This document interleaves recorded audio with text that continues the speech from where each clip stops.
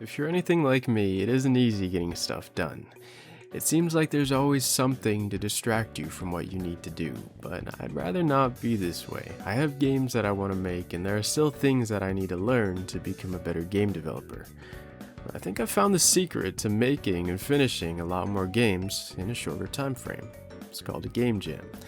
I'm not going to pretend like I just came up with it. You probably have an idea of what I'm going to say, but let me convince you to stay anyways. In a game jam, you've not only got a unique time constraint, but a guiding light and theme. It's a word or phrase that serves as inspiration. Hollow Knight, The Binding of Isaac, Celeste, all these games were born from the pressure and constraints of a game jam.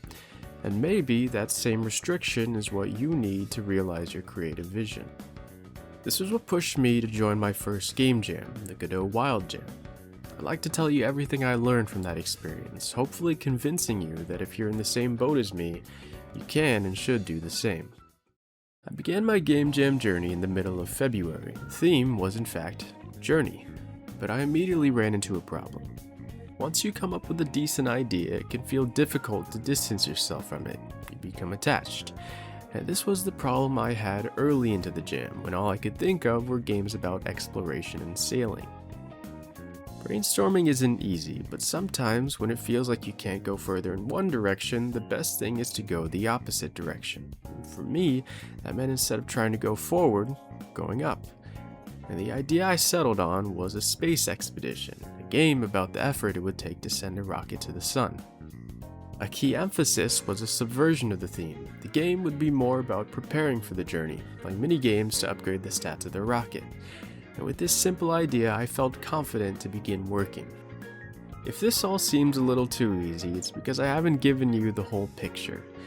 The game I just described was originally much larger. I know it's a cliche. New game developers are notorious for having ideas that are larger than their skills. The lesson I learned was one I was set up for from the very first day: overscope.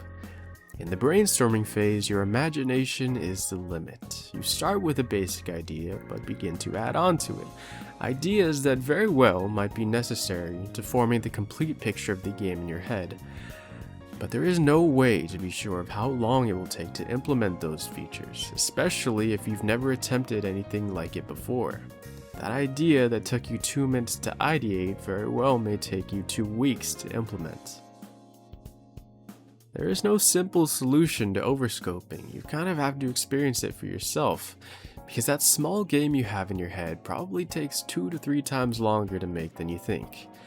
But in a way, that's kind of the beauty of even attempting a game jam. You quickly learn lessons that others may encounter months into a game's development.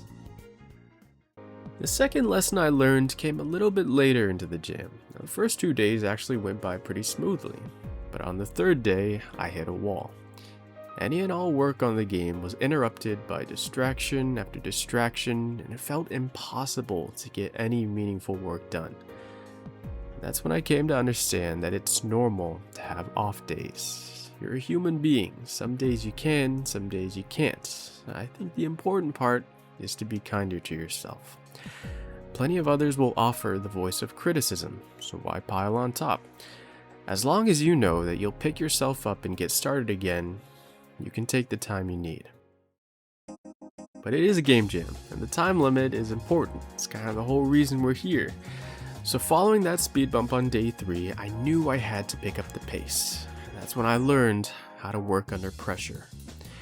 And during the first 3 days, I put in about 12 hours of work into the game. I put in an additional 45 hours in the following 3 days. So what changed? I don't know if I can describe it well. I started each day with a basic goal, pick a feature and implement it. I'm sorry I don't have the secret to entering the flow state. Even as I work on the script, I don't have the same drive I did then. All I can say is that if you're passionate about the game you're gonna make and you don't have a lot of time to make it, something will give. That's why I strongly suggest you experience this for yourself. Find out what happens to you when your back is against the wall. Even if you think you're a lazy person, I think you'll surprise yourself. During the back half of the game jam, I began running informal playtests with my friends. The playtests are great for understanding how players interact with your game. You already know that. What I want to tell you is that I would have a constantly crashing, incomprehensible mess if I hadn't run playtests. From the moment you thought of your idea, you knew what it would look like when everything just works. Contrast this with a new player experience, someone who's seeing your game for the first time was literally born yesterday. There are rules that you understand implicitly that they don't. It's your job to guide new players towards an understanding of these rules. Playtests show you what you're missing. During early playtests, players thought that they were winning minigames when they were failing them. I knew what they were doing wrong, but there was just no feedback telling them otherwise. So using what I learned from playtests, I was able to bridge the gap between what I knew and what I wanted the players to know. I know I didn't talk much about the game itself. Originally, I planned to do a story time kind of day by day video that went much more in depth into the game, but I decided against it. I figured what I learned for the jam was more interesting than the game itself. The game is pretty rough around the edges, definitely unfinished in some places.